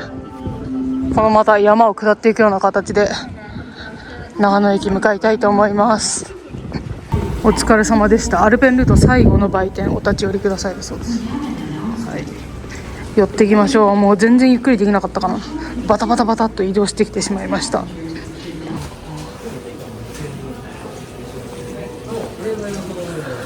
立山ビールが飲みたいけどないかな。はい、黒にょ黒部ダムカレー買いました。売店の方が視聴者の方でお世話になります。ありがとうございます。扇沢レストハウスってここにもあるんだ、黒部ダムカレー。へえ。ビール謎はないのかな。ここにもあるんです。山賊メニュー、信州といえばの山賊メニューですね。山賊焼きラーメンセット。美味しそうだな。でもやっぱダムカレーかな。今日は朝から何も食べず、もちろんおばくじゅう謎も一滴も飲まず、立山連峰をね貫いて突破してきましたからね、お腹ペコペコです。せっかくここに来たんだったらダムカレー食べない以外にないでしょってことで、こちらいただいていきます。あとおばくじゅうはね、ちょっと長野着いてから盛大に飲みたいんで、ここではぐっと我慢しました。やっぱり郷に行っては郷に従いで黒部ダムカレーにしてみました。あら残念。カレールーがね緑色。すごいルーが緑色。このなんかエメラルドグリーンとか新緑をイメージしたんでしょうね。緑色です。でちゃんと黒部ダムの形になってる。ダムに来たらダムカレーってあるよねみたいな感じなんですけれども、それでいいんですよ。むしろそれがいい。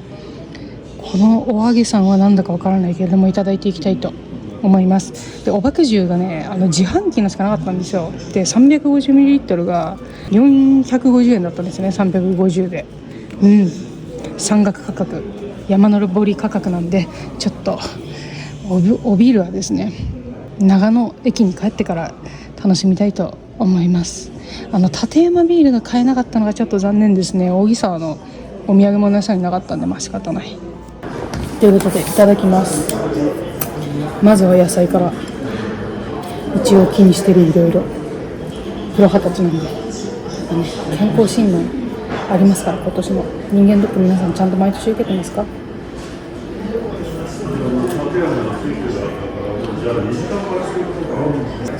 最初に生野菜を食べることによって全てのカロリーが操作されますからね。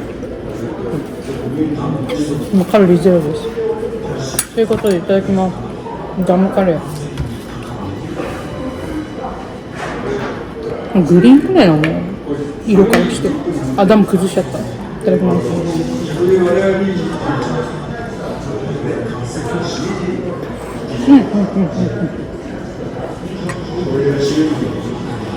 まあまあグリーンカレーです。美味しい。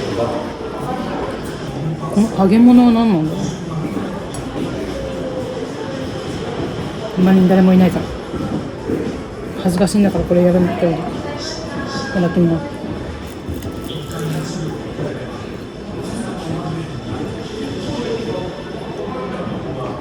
メンチカツかな。揚げたてで美味しいです。ダムを崩壊させながら、堤防を決壊 させながら食べていきます。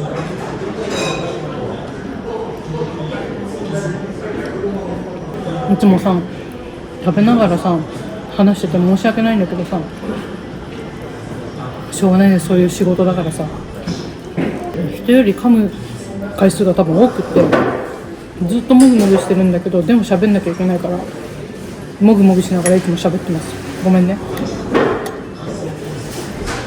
美味しい。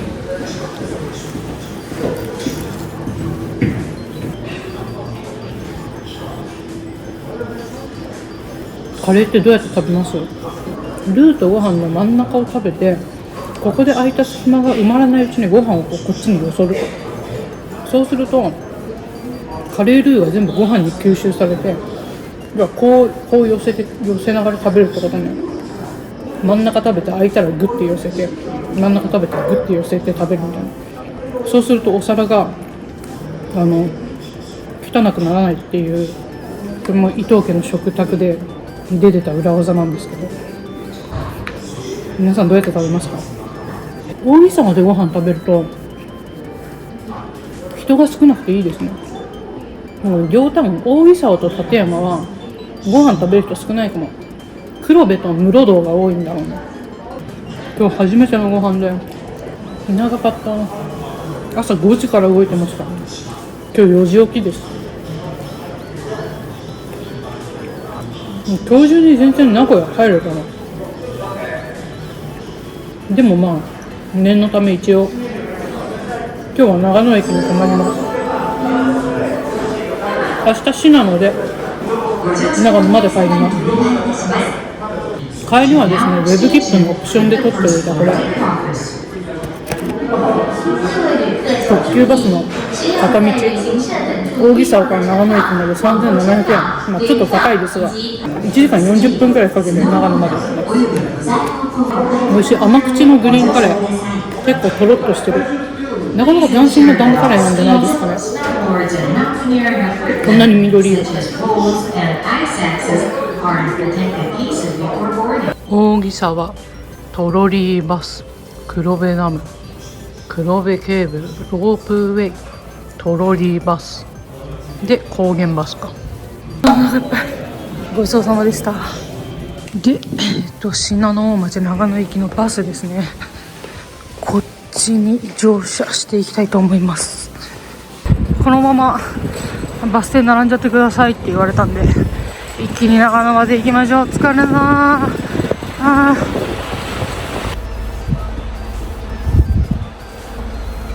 次の出発時刻2時40分で、あと1時間40分後でした。めちゃめちゃ時間あった。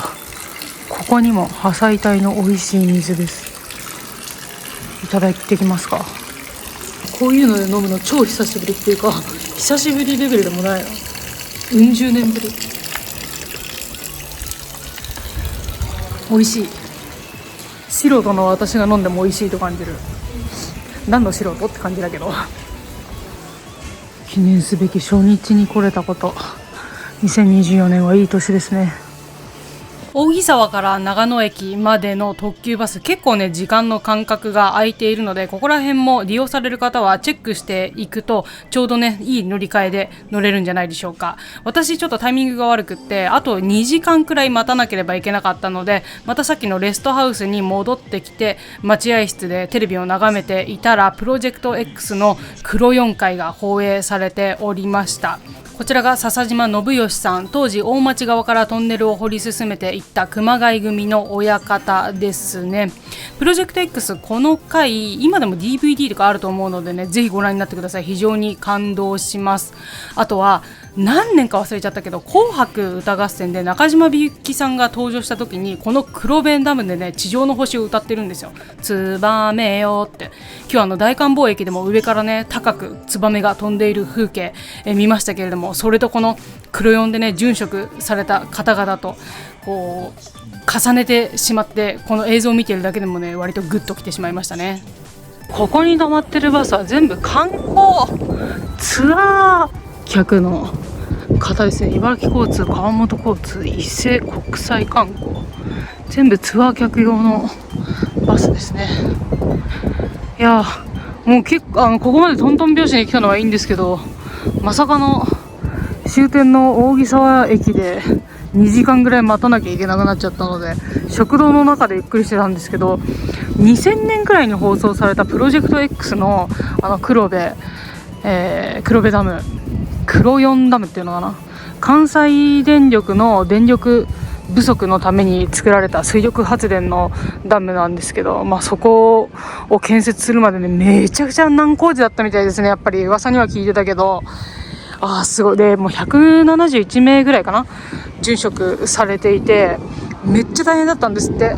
トンネル掘っても水がダックダック出てきたりとか、も今日大町トンネルの方で長野と富山がつながった地点ですよっていうのを見てきましたけど、トンネルの向こう側から反対側から取ってくるカンカンカンっていう音が響いてきた時のもう感動は忘れられませんって、そのトンネルをね掘られた建設会社の当時の社長組長かな、笹島さんっていう方なんですけど、泣きながら語られてましたね。もう今はお亡くなりになられてますが、で2000年にめちゃめちゃね印象残って2002年くらいかな、紅白で中島みゆきさんの地上の星ってあるじゃないですか。ツバメよってやつ、高い空からちょっと歌いたくなっちゃうんですけど、その紅白がね黒部ダムの大町どっかのトンネルの中で歌ったんだよね。めっちゃ記憶に残ってるんですけど、それをちょっとね思い出してしまいました。だから地上の星、亡くなられた方のことなのかなみたいな、今どこにあるのだろうっつってね、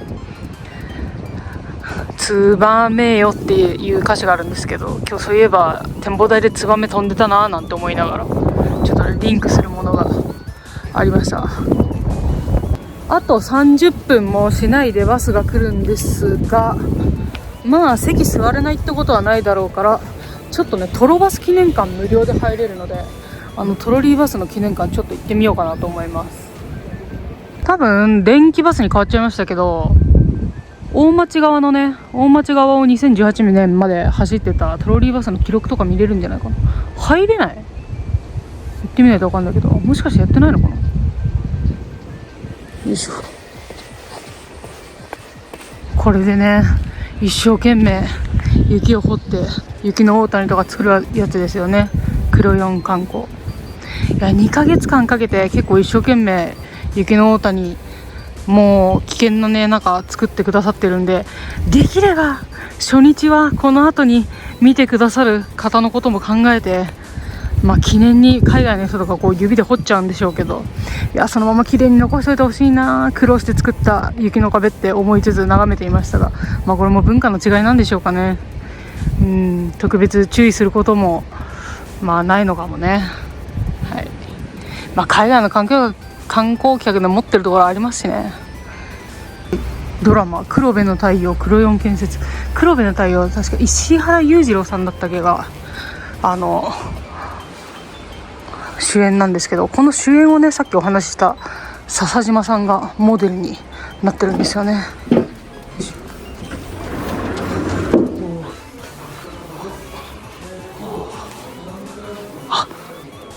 トロリーバスねこういう感じだったんですね。立山側から見てきた感じですよね。もう引退しちゃいましたけど、すごいな。ちょうどあそこから写真撮ってきましたね。あそこからね、これすぐそこの扇沢の停留所ですけど、今日こうやって降りてきましたね。上にこういう電気の架線みたいなの通ってて、あれ何だったんだろうと思ったんですけど、昔トロリーバス走ってた時にこの架線を通すためのものだったのかな。黒部の太陽1日20センチを手掘りで掘ったって言ってましたからね、トンネル。もともとはこういうところだったのを、こういうすごい足場が不安定な中こう渡っていってトンネル掘り始めるんですもんね。仙人谷より立山トンネル貫通。トロリーバス昭和39年8月1日開通。母鉄7歳小1か。扇沢地区熊谷組作業員。そう大町トンネルの建設したのが熊谷組。こうなってんだ。面白い。黒部ダムで乗ってきましたね、電気バス。昔のトロリーバスですね。ここをね、ここに乗り場があってぐーっと進んで山の中をこう出てくると。でこう入ってきましたね、停留所にね。さっきさよならトロリーバス54年間ありがとう。平成30年平成で終わっちゃったんですね。ということでちょっとバスの時間ギリギリになりそうなんで行きます。ありがとうございました。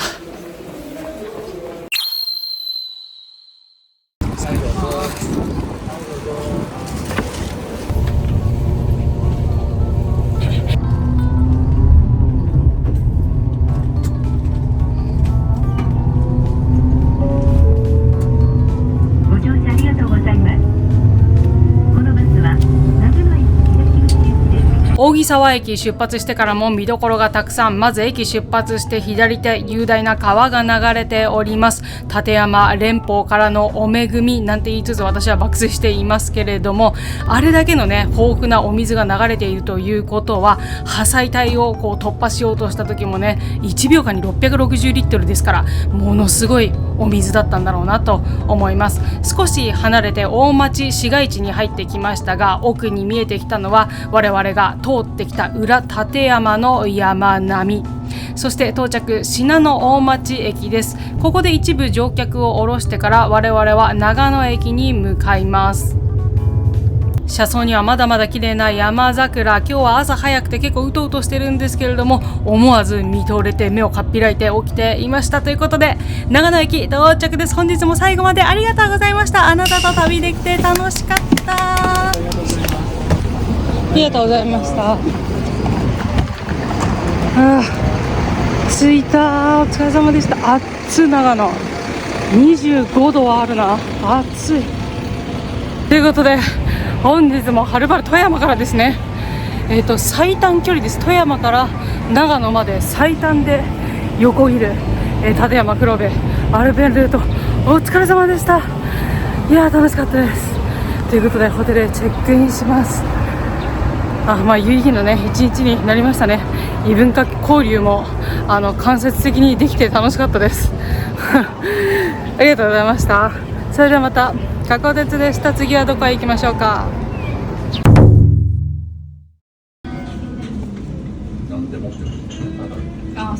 そういう